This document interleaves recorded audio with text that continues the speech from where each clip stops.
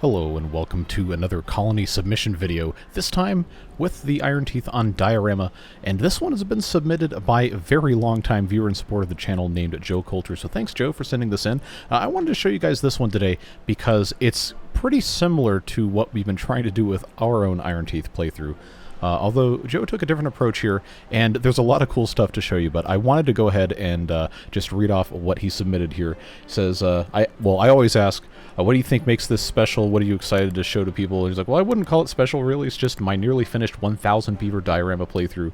Says the infrastructure is done, but was having crashing issues, so never actually finished ramping up the beaver count. But he notes that the reservoir is interesting, and I agree. I'm going to show you that in a little bit. But first off, let's hit pause here. I'm going to go into dev mode so I can zoom out a little bit more, show you guys a little bit more of the map here. But this is pretty much the very highest point you can build to. I mean, it's like, it's already red. It's not going to let me do that. It's not going to let me do that. So no higher than this. But everything is accounted for. There's 103,000 water, and it's all stored here on these layers. If we peel this back, you can see how this is set up. Just tanks and tanks and tanks and tanks and tanks and tanks and tanks absolutely everywhere.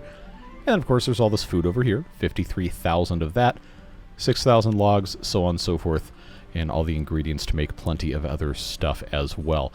But what's really cool about this is while there is some terrain modification, there's actually a lot of it. It's not nearly as extreme as what we've ended up doing. And most of the original terrain profile of the map, with the exception of back here, where we currently have our main reservoir, most of it's still here. And there's pillars in a slightly different design from what we've been using. These are spaced a little bit closer together, more similar to my original ideas before we modified that. But here's what makes this really, really cool. Let's put this back on single time speed, and let's peel this back all the way to the very bottom. So a lot of the very bottom layer of this map is just open. Now you can see we have platforms, of course, supporting the level above. But we go up one more level, and then you start to see there's some mangroves over here. There's another layer of supports. And then what's this? Well, we go up one more level, and there are 6 of these deep water pumps. And this is completely isolated. If you keep going up, this actually is just sealed off, minus the ladder to exit. And I thought this was really, really smart, because what this allows is basically, once it gets to the 0.55 depth, then it shuts off, and all of the water is stored under here, and on this level, and on this level, and on this level, and on this level, blah, blah, blah, blah, blah, blah, blah, until you get up to about here. It caps, and then there's another mangrove farm. But all of that water just gets funneled through right here, nice and cleanly, to this set of pumps, which can be operated very safely and very easily regulated. And then, of course, there is this if you ever need to completely drain stuff. But I thought that was really cool, really smart way to do this. And of course it is easily accessible through this ladder like we talked about. And there's a lot of tubeways running everywhere, which we haven't really gotten into in our own playthrough because the infrastructure hasn't quite been built yet. But just going layer by layer again, so we can take a little bit better look at everything else.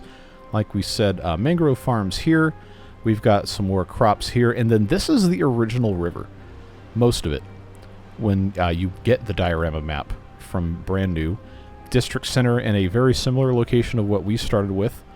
And then you'll notice a lot of the same kind of farm stuff going on. The original terrain profile hasn't really changed, but the way that stuff is organized is just really, really smart. And remember, this was designed and intended to be used with 1,000 beavers, and currently it has 237. But there's just really, really smart compartmentalization here. We have, of course, tiny tubeway stations. There's some tubeway bridges elsewhere. So as far as mods used, this is basically every mod that I'm using for mine, with the addition of the tubeway bridges and then flywheels also, which has been updated. I just haven't been using. Well, that's what was indicated on the submission form, at least. But we have, of course, the bad water that we are currently just kind of layering back and forth like this. In this map right here, it goes all the way around the outside until it gets to about here, and then it has, of course, these drains to go off the edge of the map. And if we go up a couple more levels, you'll see that there's plenty of large water wheels, and they're generating just over 6,000 HP, which is not quite the supply and demand matching that would be perfectly optimal for this. But there's a couple of engines as well, so everything is it's mostly there. Mostly there. I imagine this could vary a little bit depending on how you wanted to configure it. But again, just really, really good layering of stuff here with these vertical farms for the different types of trees and crops. And there's some more pumps over here that, you know, aren't, well, you can't see it from this side, but they aren't dealing with the giant reservoirs here. But everything is just really compactly laid in here, and I thought it was really, really smartly designed. And there's not really completely separate districts. Well, there's no districts at all on this map, but when I say districts, I'm talking about like themed areas or different things completely isolated on one side of the map. It's all pretty well mixed together. We see residential here, and then right behind it we've got food processing, we've got plenty of storage. Again, there's that mangrove farm that I mentioned a little bit earlier. And then, of course, more trees. And then you have some recreation stuff. We've got our mud baths. And then, if you saw it earlier, there's a wind tunnel down here. There's some detailers. There's even, yes, a number cruncher over here. And buried underneath a whole bunch of stuff, of course, there's a dirt excavator here in the corner. Just like everything seems to be represented really, really well. Take a look at the well-being. And, of course, basic needs, nutrition's all good to go. I don't think frog statue is specified as being installed. So, oh, it actually is installed, but I don't see a frog statue. Okay. Well, I'm not going to take points off for that. I don't even grade these anyway. But for the most part, everything's looking really, really good. And I'm just really impressed with this. This is good. Remember what I said at the beginning of the episode and the last review we did yesterday with the water beavers. It's really good to take a look at how other people approach the same or similar problems, because you might see something you hadn't ever thought of. Or, in this case specifically, with this setup for all of the water pumping, I think a lot of you guys actually wanted me to do this, and I decided I wasn't going to do it because I didn't want to sit there and figure it out while I was, you know, recording a video. But I do like this. I think this is really cool. I want to do something kind of similar. Not at the bottom of the map. But again, I really like looking at all this stuff. I think it's really fun to see what people are up to here. So let's go ahead and get this through the rest of the night. And then, you know, Joe said couldn't get 1,000 beavers because there were some crashing issues, but I can. And I think I'm going to make that happen for you. We'll get 1,000 beavers on this map, and then I'm going to run it, and we're going to see how long all these water and food reserves last. So like I said, we're in dev mode. If we want to spawn beavers, we can. So this is now 240. You hold down shift, you get 10 at a time. So just pardon my intrusion here while I sit here clicking a whole bunch of beavers into existence. There are still the breeding pods pumping these guys out, so the number's going to vary a little bit, and then when a whole bunch of them die, then obviously that's going to be a problem. But there are now over 1,000 beavers. There's 1,001 beavers. So what I'm going to do is, first of all, I'm going to take this out of dev mode, and I'm going to sit here, and I'm going to run this thing. And I will, of course, time-lapse this a little bit, but I did want to see, I'm very curious how this map with all of these different stores and everything would support a population of 1,000 or thereabouts, because, you know, they're going to keep dying, so on and so forth. But yeah, I really like to see stuff like this, where people have taken a concept to the extreme and really hyper-efficiently organized stuff. And yeah, okay, there's more that you could have done. Obviously, you could have covered the entire map in these multi-level farms, but I think what you've built here is going to be able to support around 1,000 beavers for a lot longer than you might think.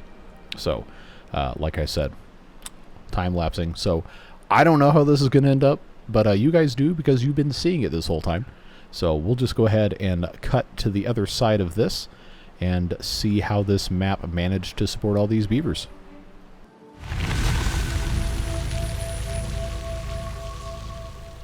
Alright, so that was just through, you know, 2/3 of one cycle, including a drought. But with 1,000 beavers, it's sitting pretty nice at 89,000 water and 44,000 food right now. I think we can safely say that this map can support 1,000 beavers pretty reliably, at least in normal mode.